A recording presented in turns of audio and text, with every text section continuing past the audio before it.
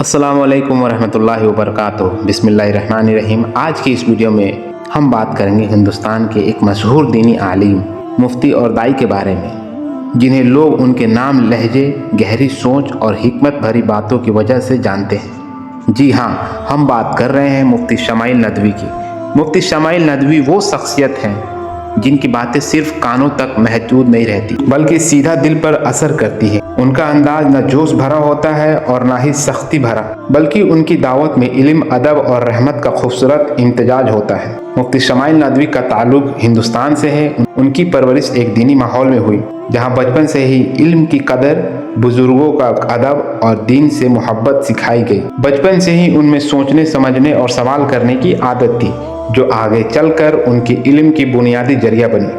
उन्होंने अपनी दीनी तालीम हिंदुस्तान के मशहूर इदारे दारुल उलूम नदवतुल उलमा लखनऊ से हासिल की। नदवा वो इदारा है जो दीन और दौरे हाजिर के दरमियान पुल का काम करता है। यहीं से मुफ्ती शमाइल नदवी को कुरान, हदीस, फिक़ह और अरबिक जबान पर गहरी पकड़ हासिल हुई। इसी इदारे से उनके नाम के साथ नदवी लगा, जो उनकी इल्मी पहचान बन गया।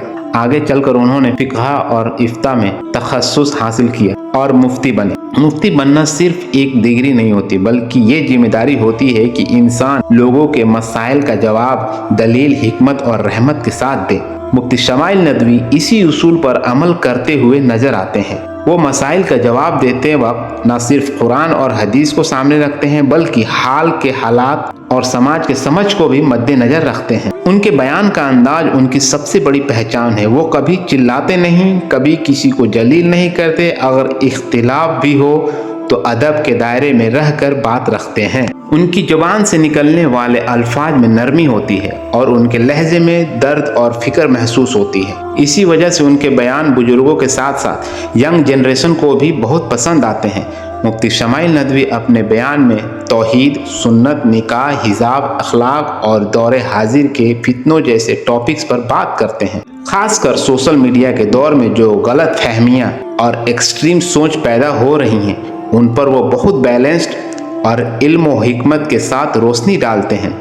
वो सिखाते हैं कि इख्तिलाफ हो सकता है, लेकिन बदतमीजी और नफरत इस्लाम का तरीका नहीं है। आज के दौर में मुफ्ती शमाइल नदवी सोशल मीडिया पर भी काफ़ी एक्टिव हैं। यूट्यूब और फेसबुक पर उनके बयान के शॉर्ट्स क्लिप और लॉन्ग लेक्चर्स मौजूद हैं, जो अक्सर वायरल होते रहते हैं। उनके वीडियोस वायरल होने की वजह यह है कि वो सीधी, सच्ची और दिल से निकली हुई बात करते हैं।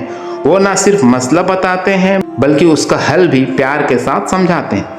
जहाँ शोहरत होती है, वहाँ तनकीद भी होती है। मुफ्ती शमाइल नदवी को भी मुख्तलिफ तनकीद का सामना करना पड़ा, लेकिन उनका तरीका हमेशा ये रहा कि पर्सनल हमलों से दूर रहो और इल्मी जवाब या खामोशी को अपना जेवर बनाए।